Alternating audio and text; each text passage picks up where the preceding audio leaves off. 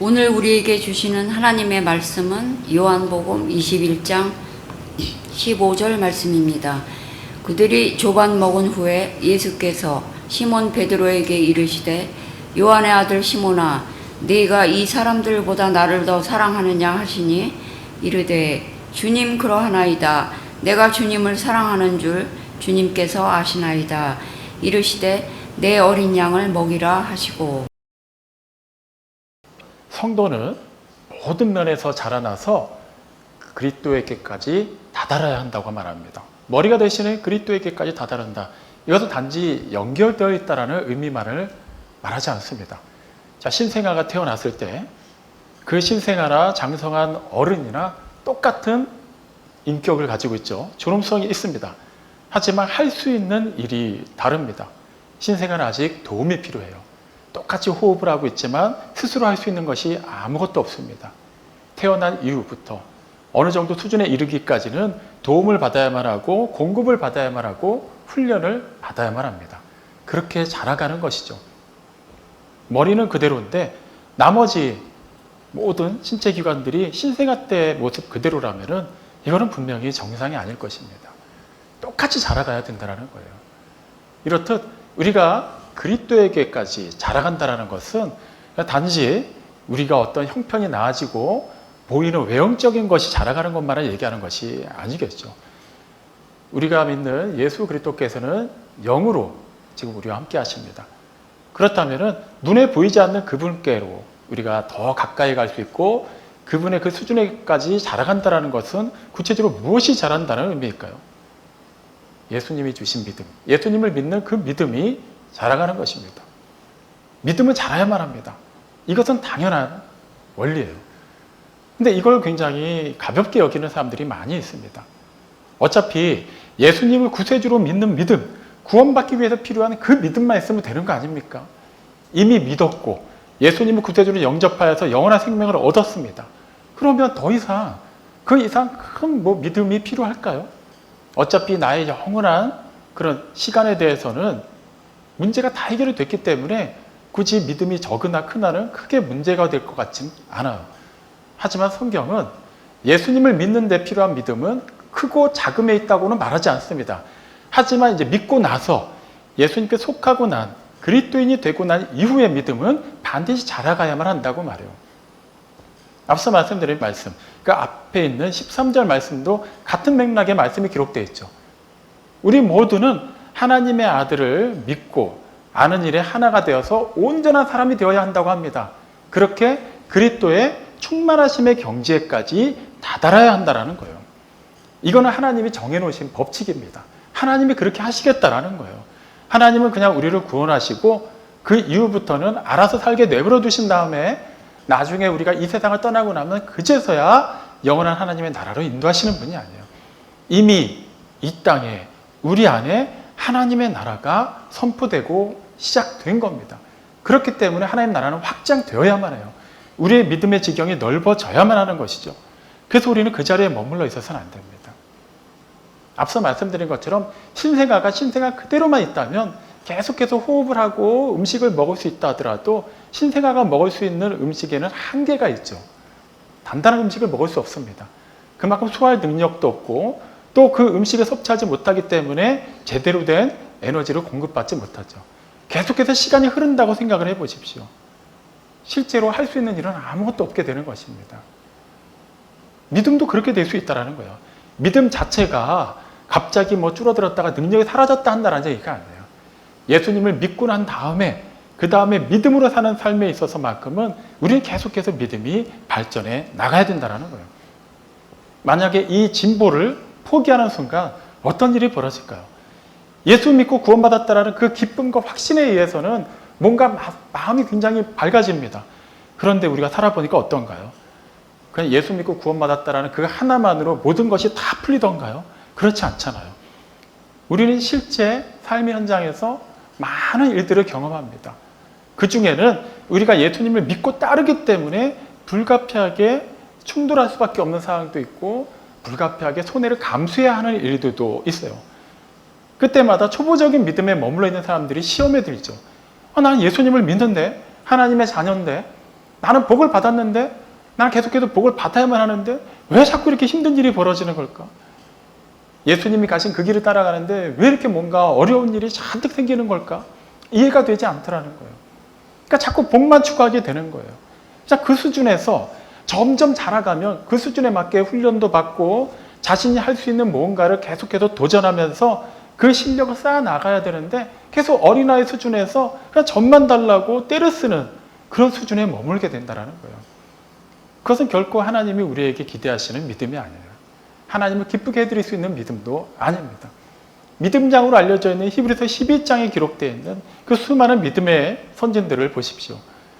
그들은 단지 하나님의 믿음을 주셔서 그냥 그 믿음으로 만사 형통하고 아무 걱정 없고 아무 어려운 일도 겪지 않고 그렇게 편안하게 살다가 세상을 떠났나요? 그렇지 않아요. 우리 입장에서는 와, 굉장한 믿음을 가진 사람이다 라고 할 만한 그 사람들도 그 삶의 면면을 살펴보면 많은 어려움이 있었어요. 하지만 그들이 그걸 어떻게 극복했죠? 믿음으로 극복했다라는 거예요. 우리 자꾸 그들의 그 수준에 맞는 믿음을 달라고 하나님께 기도합니다. 하지만 그건 그렇게 되는 게 아니야. 그들이라고 해서 단시간에 그 수준까지 갔나요? 그렇지 않습니다. 그들도 수없이 넘어지고 깨지고 후회하고 다른 길로 가보기도 하고 하나님의 말씀을 어긋나게 행동해 보기도 하면서 계속해서 배우고 자라고 또 씻겨 나가고 그러면서 보다 더 성숙해져 간 겁니다. 그들의 믿음이 그만큼 자라간 거예요. 그렇기 때문에 우리가 알고 있는 그 성경의 이야기들이 기록될 수 있었던 것입니다. 어느 누구도 그냥 단순간에 기도한다고 해서 성경에 나와 있는 그 수많은 믿음의 사람들이 가졌던 그 믿음을 똑같이 가질 수는 없어요. 다 시간이 필요한 법이고 그만큼 훈련이 필요합니다. 그 과정을 건너뛰고는 결코 우리는 하나님께서 맡기시는 그 놀라운 사역을 감당할 수 없습니다. 데살로니가 교회, 우리에겐 데살로니가 전서 후서로 알려져 있는 교회죠. 사도 바울이 2차 전도 여행 때 또 세운 교회 중에 하나입니다. 근데 데살로니가 교회가 세워진 그 역사는 그렇게 길지가 않았어요. 사도 바울이 그 지역에 갔을 때 처음에는 유대인들이 모여있는 회당에 가서 이렇게 말씀을 가지고 그들과 토론을 했습니다. 그 과정에서 몇몇 유대인, 그러니까 소수의 유대인이 복음을 받아들였어요. 그리고 그 데살로니가라는 지역 자체가 이제 로마 문화권에 있는 지역이니까 그 소수의 유대인들을 제외하고는 다 흔히 말하는 헬라인들이었겠죠. 그 이방인들 가운데 또 경건한 사람들, 그러니까 처음부터 믿음을 가지고 있었던 사람들이 아니라 그런 영적인 부분에 관심이 있었던 사람들이 바울과 토론을 하고 바울이 전하는 복음을 듣고서 회심합니다. 그들이 모여서 교회가 생긴 거예요. 일단 얼마 가지 않아서 그 지역에 있는 유대인들이 바울을 막 박해하기 시작했어요.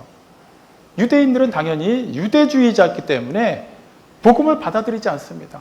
예수님이 하나님의 아들이시라는 그 말을 신성 모독으로 여겨서 절대 인정하지 않았어요.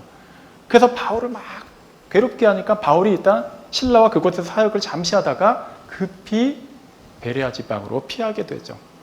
그런데 바울이 데살로니가에 머물렀던 기간이 과연 얼마나 될까요? 사도행전 17장 2절 말씀을 보면 그 3주에 걸쳐서 매 안식일마다 회당에서 토론을 했다고 기록되어 있어요. 그 말은 최소 3주는 있었다는 얘기예요. 데살로니가에. 그리고 얼마 지나지 않아서 바울이 유대인들의 반대 직면에서 그 지역을 떠나게 됩니다. 그러니까 길게 잡아도 그냥 한 달 정도밖에 바울이 머물지 않았다는 얘기예요. 자, 바울을 쫓아냈습니다. 그러면 그 지역에 원래 있었던 유대인들은 자신들의 목적을 다 달성한 것일까요?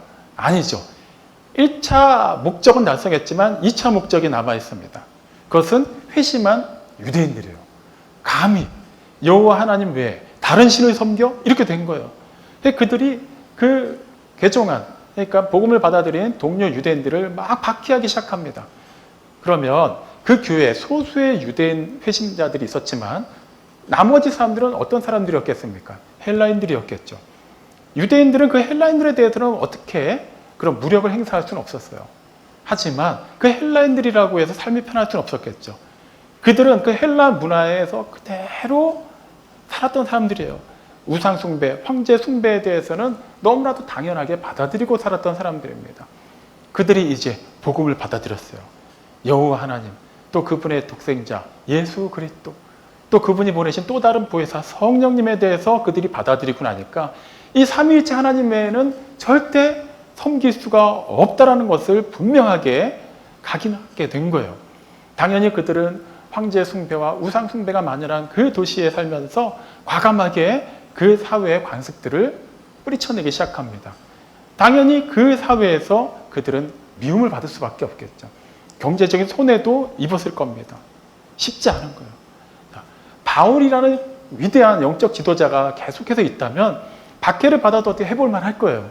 하지만 그는 3주 조금 더 있다가 떠났습니다. 자, 그 기간 동안에 과연 교회 건물을 지었겠습니까? 아니에요. 초대교회들이 대부분 가정교회로 시작했습니다. 당장 이들이 하나님의 몸된 교회, 그 건물과 제도를 갖추고 만드는 거에 대해서는 아직 개념이 잡혀있지 않은 시기이기 때문에 일단은 어느 한 가정에 모여서 같이 말씀을 묵상하고 강론하면서 그렇게 신앙이 자라갔던 거예요. 이제 3주 조금 지나는 이 시간 동안에 그들의 믿음이 자라면 얼마나 자랐겠습니까? 그나마 바울까지 떠나버리고 난 상태에서 말이죠. 지금 다른 마땅한 지도자가 없어요. 이제 데살로니가 교회의 운명은 그냥 풍전등화라고 생각하시면 됩니다. 이제 끝났다고 봐도 되겠죠. 그런데 데살로니가 전서, 데살로니가 후서는 바울이 데살로니가 교회 교인들에게 쓴 편지예요. 그 일은 데살로니가를 떠나고 나서 대략 한 1년에서 2년 뒤에 기록된 것으로 알려져 있어요. 그 말은 무슨 말일까요? 그 기간까지도 데살로니가 교회는 아직 있었다라는 얘기예요. 심지어 어떻게 있었냐면 데살로니가 후서 1장 3절을 보면 바울이 이렇게 말합니다. 내가 너희를 생각할 때마다 하나님께 늘 감사한다 하면서 감사하는 이유를 크게 두 가지를 그 다음에 말해요. 너희의 믿음이 날마다 크게 자라가기 때문에, 그리고 너희가 서로 사랑하기를 더욱더 돈독히 하기 때문에 나는 너희를 생각할 때마다 하나님께 너무나도 감사드린다라고 말해요. 초대교회 많은 교회들이 다 데살로니가 교회 같지는 않았어요. 10중 8구 그 헬라 문화권에서 그리고 또 유대주의자들에 의해서 계속해서 박해를 받았습니다. 제대로 된 영적 지도자가 없게 되면 그 교회가 문 닫거나 이단에 의해서 그냥 완전히 복음이 변질되는 경우는 비일비재한 일이었어요. 그런데 어떻게 신생교회 3주 남짓다는 기간 동안에 그렇게 몇 안 되는 사람들이 모인 그 교회가 몇 년이 지났는데도 굳건하게 지켜질 수 있었을까요? 데살로니가 후서 1장 3절 말씀을 구체적으로 보면 다음같이 말해요. 그들의 믿음이 계속해서 크게 자라갔다라는 거예요. 만약에 그들의 믿음이 처음에 바울에게 복음을 들었을 당시 그 수준에 머물러 있었다면 어땠을까요? 처음에 복음을 들었을 때 그들은 그렇게 박해를 받지 않았어요. 바울이 본격적으로 박해를 받고 떠나기 전까지 그들은 뭐 회당에서 모이든 다른 누군가의 집에서 모이든 간에 그냥 크게 어려움을 겪지 않고 편안한 분위기에서 말씀을 들었습니다. 그렇게 또 신앙생활을 시작하게 되었어요. 만약에 그 상태에서 바울은 떠나고 생각지도 못했던 박해를 받기 시작하면 그 수준의 믿음으로는 결코 그들은 견뎌내지 못했을 거예요. 하지만 그들은 거기에 머물지 않았어요. 자라갔습니다. 어떻게 그게 가능했지? 구체적으로 어떤 식으로 그들이 그 믿음을 지킬 수 있었고 그 믿음이 자라갔는지는 알 수는 없어요. 하지만 확실한 거 하나는 믿음이 계속해서 자라갔기 때문에 그리스도의 충만하심의 경제까지 하루하루 계속해서 다가갔기 때문에 그들은 점점 더 큰 박해가 다가오고 모진 시련이 다가올지라도 힘은 들지언정 그것 때문에 망하지도 않고 물러서지도 않았다라는 거예요. 이 사실이 주는 교훈은 참으로 중요합니다. 우리의 믿음 좀 자라가야 된다는 거예요. 우리는 자꾸 이것을 신앙 연수와 비례해서 생각하는 경향이 있어요. 아, 내가 신앙생활을 오래 했으니까 이 정도면은 할 만큼 한 것 같다라는 것이죠. 누가 그렇게 함부로 얘기할 수 있을까요? 믿음의 주에 온전케 하시는 이는 오직 우리 주 예수 그리스도 한 분이십니다. 히브리서 12장 2절의 말씀처럼 우리는 믿음의 근원이 되시는 예수님을 바라보고 나가는 자들이에요. 우리가 기준이 되어서는 안 된다는 거예요. 다른 사람이 기준이 되어서는 안 된다는 거예요. 아무리 내 주변에 굉장히 위대한 믿음의 사람이 있다 하더라도 그가 나에게 동기부여를 줄 수 있지만 그 자체가 완벽한 정점에서 신앙의 최정점의 기준이 될 수는 없다라는 겁니다. 그렇기 때문에 우리는 신앙생활을 얼마나 했던지 내가 나이가 몇 살이 되었던지 교회에서 어떤 직분을 받았던지 상관없이 계속해서 그리스도 안에서 자라가야만 해요. 그 무한하신 하나님 앞에서 그분 안에서 우리는 전혀 거칠 것 없이 끝까지 자라가야 된다는 거예요. 신앙생활을 할 때 왜 믿음이 이렇게 자라지 않는 것일까? 여러 가지 이유가 있겠죠. 하지만 그 대표적인 사례는 비교하기 때문에. 비교한다는 것은 그냥 어느 정도 이 정도면 되겠다라는 기준을 내가 정해놓는 거야. 교회에서 신앙생활 열심히 하는 어떤 사람이 있다고 가정을 해보죠. 물론 많죠. 그래서 그 한 사람을 딱 정해놓고 저 사람 정도까지 하면은 믿음이 좋은 거고 그 근처까지만 가도 한 평균은 되겠구나라고 생각하는 거예요. 이런 생각이 굉장히 위험한 것이 사람을 기준으로 정하는 순간 우리 스스로 잘하는 것을 포기하는 것이 되기 때문입니다. 사람은 유한한 존재죠. 아무리 뛰어나도 완벽할 수 없습니다. 하나님처럼 흠도 없고 점도 없고 완전할 수가 없다라는 거예요. 그 말은 우리는 분명히 하나님의 그 은혜 안에서 그 그리스도의 충만하심의 경지에까지 계속해서 자랄 수 있는 여지가 있는데도 불구하고 우리 스스로가 그 성장 한계선을 그어놓는 거예요. 우리 스스로가 금을 걸었고 그 이상을 안 넘어가 버리는 겁니다. 이 정도까지 했으면 된 거예요. 그리고 그 기준을 자기한테 정하는 것도 상당히 문제가 되죠. 내가 이 정도까지 했으면 다른 사람들이랑 비교를 해보니까 나만 굳이 이렇게까지 힘들게 할 필요는 없는 것 같아요. 이 정도만 해도 충분한 것 같습니다. 내가 벌써 몇 사람 몫을 하는 것 같아요. 그러면 더 할 수 있어도 나는 굳이 할 필요가 없다라는 것이 되죠. 그런 결론을 내리는 순간 그것보다 조금이라도 뭔가 더 하게 되는 것이 나에게 손해가 되는 것처럼 여겨지게 돼요. 이 이상 더 하려면은 뭔가 다른 사람들도 나와 같은 수준에서 뭔가 같은 일을 하든지 아니면 하나님이 이 일을 하는 데 있어서 전혀 내가 다른 것에 신경 쓰지 않도록 복을 많이 주시든지 해야만 합니다. 자꾸 기준이 생기고 조건이 생기기 시작해요. 그 말은 어차피 이것도 안 되고 이것도 안 될 거면 나는 여기까지만 가겠다라는 그런 스스로 멈춰버리는 어리석음을 범하게 된다는 것이죠. 비교함으로 인해서 나 자신이 어느 정도 정점에 있다고 스스로 착각함으로 인해서 얼마나 큰 실수를 많이 하게 됩니까? 그 대표적인 예를 우리는 베드로에게서 찾아볼 수 있어요. 마태복음 26장 31절에서 예수님이 제자들에게, 어떻게 보면 제자들로서는 충격적인 말씀이죠. 너희가 다 나를 버릴 것이다 라고 말씀하세요. 있을 수가 없는 일이잖아요. 지금까지 3년이 넘게 예수님을 따라다녔어요. 예수님을 따라다니면서 그들은 기존에 살아왔던 모든 삶을 다 포기했습니다. 그랬던 그들이 어떻게 주님을 두고 다 도망갈 수가 있을까요? 그래서 33절에서 베드로가 얘기합니다. 다른 사람은 다 버릴지라도 나는 주님을 버리지 않겠습니다. 자, 이것도 베드로가 한 말에 한번 주목해보죠. 이렇게 얘기할 수 있지 않을까요? 어떻게 우리가 그럴 수 있습니까? 우리 절대 주님 버리지 않습니다라고 얘기하든지 아니면 베드로 자신만을 얘기할 수도 있잖아요. 예수님, 저는 절대 예수님을 버리지 않습니다라고 말할 수도 있어요. 그런데 굳이 비교를 합니다. 다른 제자들은 다 버릴 수 있을지는 모르겠네요. 하지만 저는 안 그렇습니다라는 거예요. 베드로가 스스로 생각할 때 다른 동료들을 보니까 자기가 그나마 좀 더 나아 보이더라는 거예요. 그러니까 만약에 제자들의 수준이 이 정도인데 이 정도까지의 어떤 시련이 있더라도 그들은 다 예수님을 버리지 않을 것 같아요. 하지만 이 정도가 되면 그들은 다 버립니다. 근데 베드로가 왜 안 버린다고 자신했을까요? 자기는 이 정도까지 있다고 생각을 한 거예요. 그렇게 누군가의 믿음을 수치로 정해서 객관적으로 알 수는 없습니다만 그냥 베드로는 그렇게 일단 생각을 한 겁니다. 나 정도면 저도 다른 동료들보다 조금은 낫다. 그들은 간신히 버티다가 포기하는 그 지점에서 나는 조금 더 갈 수 있다라고 생각을 한 겁니다. 하지만 사람이 살면서 늘 내가 생각하는 그 기준까지만 시련이 닥치지는 않죠. 그것을 넘어서는 일은 얼마든지 있을 수 있습니다. 실제 어떻게 되나요? 예수님이 말씀하신 그대로 제자들은, 물론 베드로도 다 예수님이 잡히실 때 뿔뿔이 흩어지고 도망칩니다. 근데 베드로는 그래도 좀 달랐어요. 예수님을 체포하러 온 군인들 앞에서 혈혈단신으로 단검을 뽑아듭니다. 예수님을 지키려고 했어요.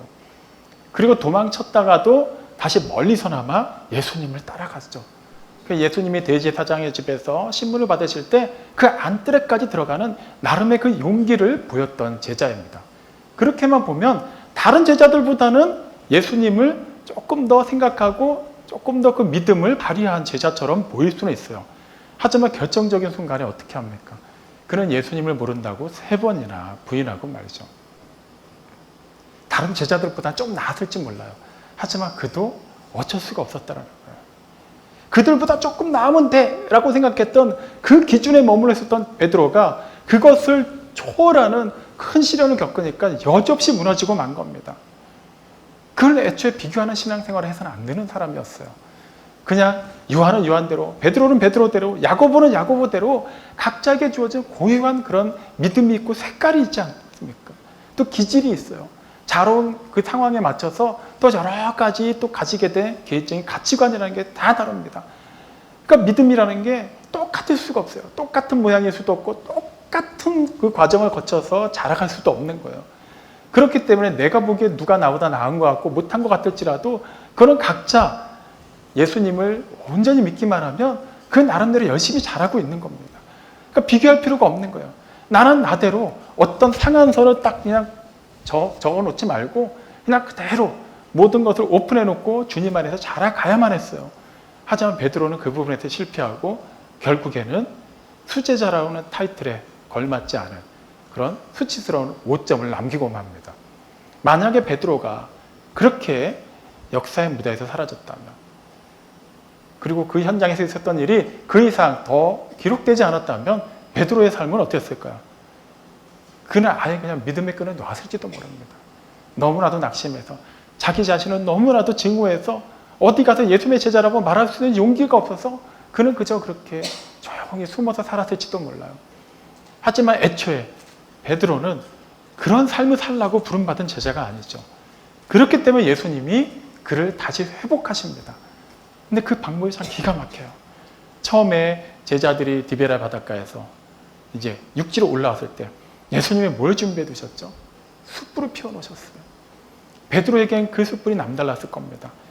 예수님을 부인하던 현장에서 그는 숯불 앞에서 추위를 쫓고 있었기 때문이에요. 어쩌면 그 숯불 자체가 베드로에게는 트라우마처럼 느껴졌을지도 몰라요. 그 며칠 전에 자신이 예수님을 부인했던 사건이 기억나서 굉장히 괴로웠을지도 모릅니다. 근데 오히려 예수님은 그 장치를 통해서 그에게 떡과 생선을 마련해 주시고 대접하십니다. 놀라운 일이죠. 그리고 이제 차차 살펴보겠습니다만 그가 예수님을 3번 부인한 거에 대해서 그 부분에 대해서도 내가 나를 사랑하느냐라고 3번을 물으심으로 인해서 베드로가 완전히 그 짐을 벗어놓을 수 있도록 기회를 주시죠. 오늘 우리가 주목해 볼 부분은 이 부분입니다. 예수님이 처음에 베드로에게 뭐라고 물으셨냐라는 거예요.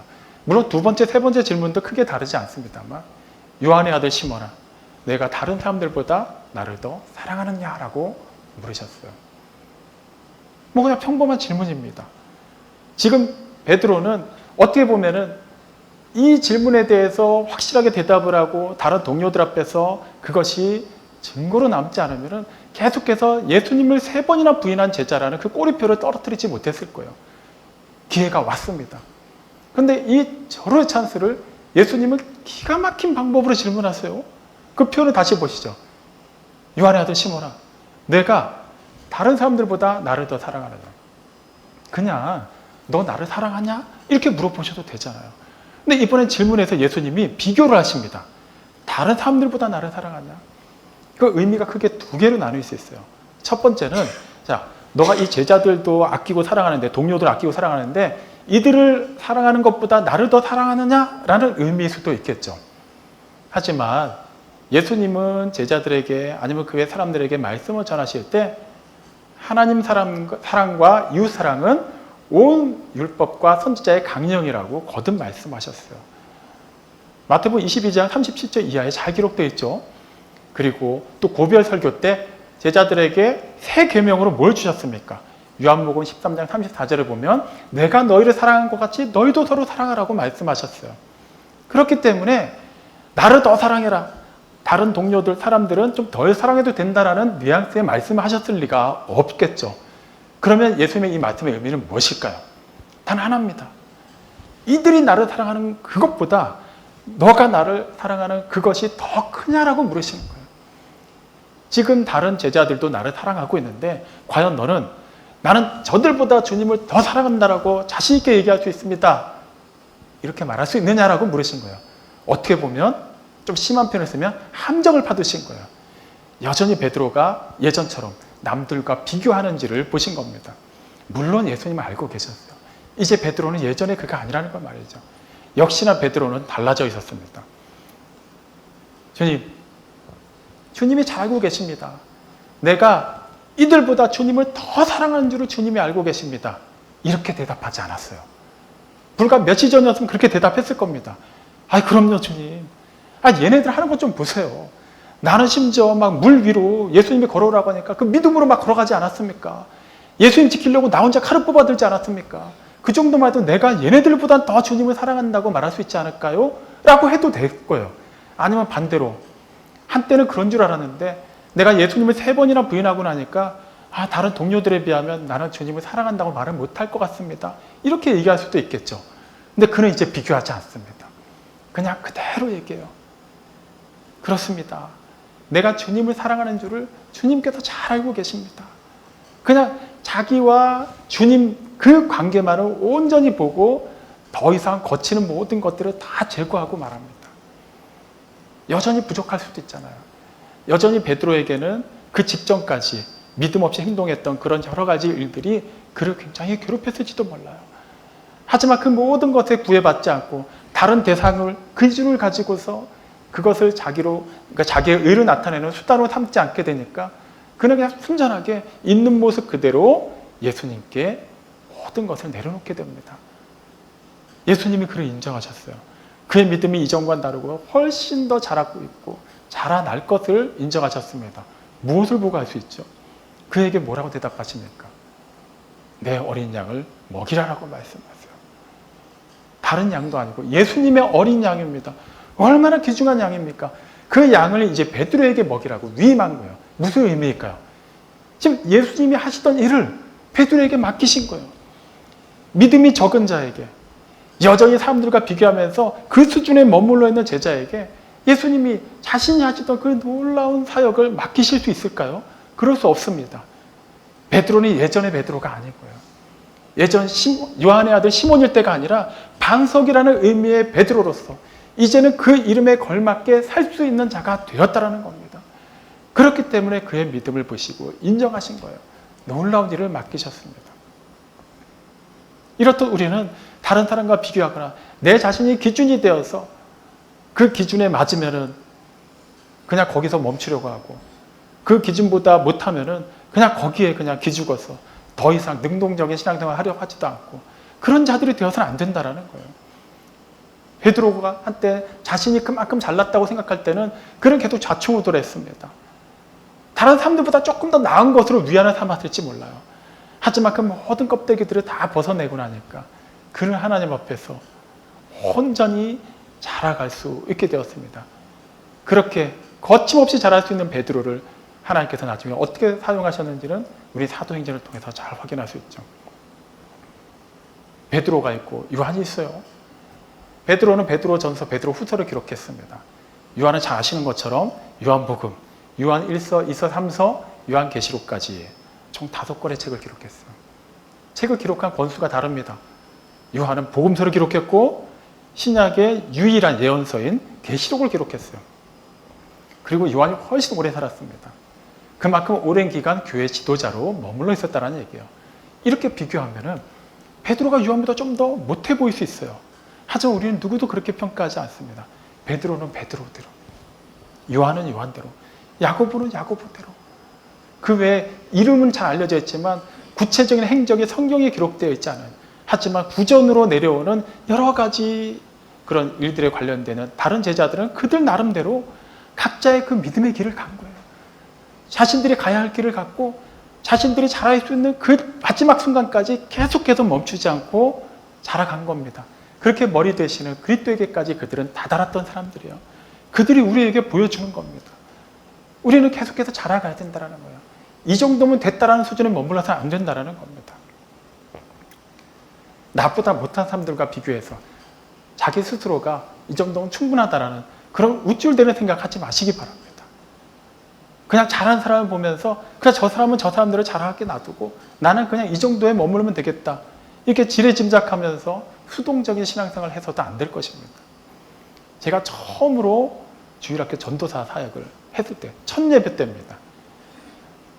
정식으로 전도사라는 타이틀을 가지고 이제 흔히 말하는 이제 유치부부터 6학년까지 다 이렇게 포함되어 있는 주일학교 아이들 대상으로 이제 첫 예배를 드린 날이었어요. 자, 기도할 때 아이들이 이제 아직 어린 아이들도 있고 제대로 훈련을 못 받았으니까 보통 이제 그렇게 얘기를 해요. 자, 다 같이 손 모으고 눈 감고 예수님께 기도합니다. 이런 식으로 해서 이제 그런 자세부터 알려주는 거예요. 기도를 하는데 어디선가 이건 주일학교 사역자들은 다 겪어보는 일이에요.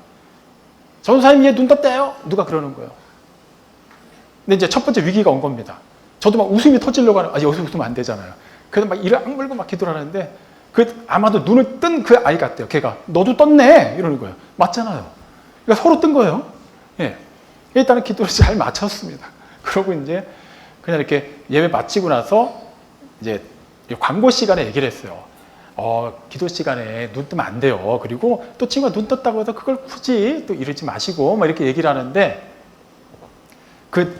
이제 그때 안 거예요. 눈 떴대요 라고 말한 애랑 눈을 뜨고 있었던 애가 누군지를 저는 그때 알았어요. 저는 그때 눈을 뜨고 봤으니까. 근데 얘네 둘이 갑자기 한 팀이 된 거예요. 전사님 사실요, 얘도 눈 뜨고 얘도 눈 떴대요. 그래서 서로 막 이러기 시작하는 거예요. 그래서 서로 막 이러기 시작하는데 대충 보니까 한 절반 정도는 눈을 뜬 거더라고요. 자, 눈을 떴냐 감았냐 사실 중요하지 않잖아요. 아직 어린 아이들입니다. 그런데 거기서 저는 뭘 봤냐면 애들이 서로 비교하는 거예요. 야! 그러니까 어떤 애가 굉장히 지혜로운 말을 하더라고요. 내가 눈을 뜬 걸 봤다는 얘기는 너가 나보다 먼저 뜨고 있었다는 얘기잖아. 그러면서 걔가 뭐라고 얘기를 하냐면, 그래도 내가 눈을 좀 더 늦게 떴어요. 전사님 이러는 겁니다. 이게 무슨 의미냐고요. 자기네끼리는 비교가 되는 거예요. 내가 조금 더 낫다. 똑같은 거죠. 마찬가지예요. 이건 그냥 아이들 수준에서 있었던 일입니다만, 수준만 다를 뿐이지 우리의 신앙생활에서도 얼마든지 이런 식의 행태가 드러날 수 있다는 거예요. 그래도 저 사람보다 낫지 않습니까? 그래도 우리 교회가 다른 교회보다 좀 더 낫지 않습니까? 그래도 내가 이 정도면 할 만큼 하는 거 아닙니까? 좋습니다. 안 하는 것보다는 낫겠죠. 하지만 이미 기준을 정했다라는 것, 이미 비교를 하고 있다라는 것, 그 자체가 우리가 머리 대신 그리스도께까지 자라는 것을 스스로 포기했다라는 증거가 아닐까요? 사랑하는 성도 여러분, 이제는 여러분이 스스로 정했던 그 기준들 다 내려놓으시기 바랍니다. 다 이제 문을 여시기 바랍니다. 예수님은 문 밖에 서서 두드리시는데 언제까지 그 안에서 우리는 주여만 외칠 수 있을까요? 이제 문을 열어야 돼요. 예수님을 온전히 받아들이시고 그분이 하시고자 하시는 그 일에 전적으로 맡기시기 바랍니다. 정말 필요하다면 그 필요한 것을 채워서라도 하나님이 우리 통해서 계획하신 일을 이루십니다. 부족하면 부족한 그대로 쓰실 거예요. 하지만 우리를 계속해서 자라게 하실 것이기 때문에 그 과정에서 우리는 그만큼의 영적인 자양분도 얻겠지만 그만큼 훈련도 받게 될 것입니다. 쉽지 않을 거예요. 하지만 그 과정을 넉넉히 이길 수 있는 믿음을 그때마다 채워주십니다. 피하지 마십시오. 담대하게 받아들이십시오.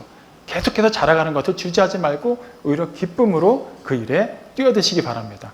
하나님을 진실로 사랑하는 자, 곧 하나님의 뜻대로 부르심을 받은 자들에게는 모든 일이 협력해서 선을 이룰 것입니다. 아멘.